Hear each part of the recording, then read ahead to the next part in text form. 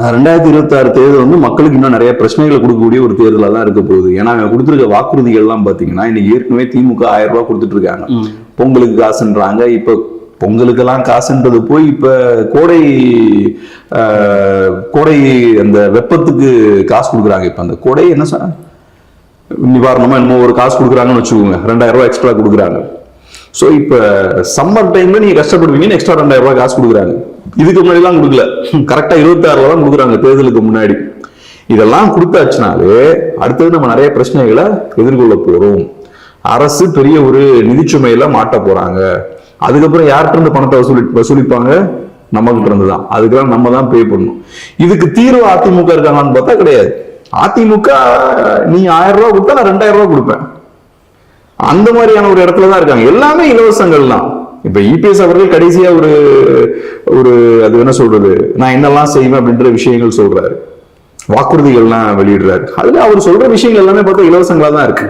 சரி, இவங்க 2 பேர் தான் சரியில்லை, மாற்று அரசியல்னு பேசிட்டு ஒருத்தர் இருக்காரு, அவரு கரெக்டா பண்றாருன்னு பார்த்தா அவரு இதை விட பயங்கரமா பேசுறாரு. அவர் என்ன சொல்றாரு, நான் 2500 ரூபாய் கொடுப்பேன் அப்படின்றாரு. பெண்களுக்கு எல்லா பஸ்லயுமே ஃப்ரீ தான் அப்படின்றாரு. தங்க மோதிரம், ஆமா தங்க மோதிரம் கொடுக்குறேன்றாரு. அப்புறம் அந்த ஏதோ இந்த கல்யாணம்னா சீர்வரிசை எல்லாம் பண்ணுவேன்றாரு. இதெல்லாம் பண்றதுக்கு அவர் எதுக்கு அரசியலுக்கு வரணும்?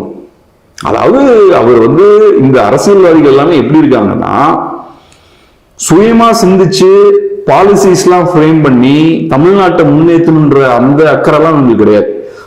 உங்ககிட்ட இருந்து என்கிட்ட இருந்து பணத்தை வாங்கணும், வாங்கி இன்னொருத்தங்கிட்ட கொடுக்கணும். இது பண்றதுக்கு என்ன பெரிய புத்திசாலித்தனம்? மக்கள்கிட்ட இருந்து வரி பணத்தை வாங்கிட்டு அதுக்கப்புறம் அந்த பணத்தை எடுத்து இன்னொருத்த கொடுக்கல என்ன பெரிய புத்திசாலித்தனம் இருக்கு?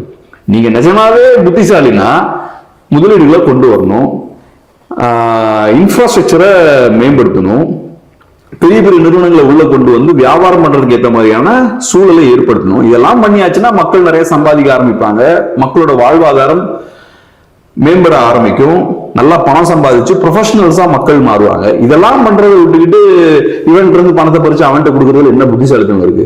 இதுதான் இவங்களோட அரசியல். அதனால நீங்க கேட்டீங்களே, இது மக்களோட பிரச்சனைகளுக்கான தீர்வா இருக்குமா? இவங்க பிரச்சனையை அடுத்த லெவலுக்கு கூட்டு போறாங்க. பெரிய பிரச்சனையா தலையில விழப்போகுது.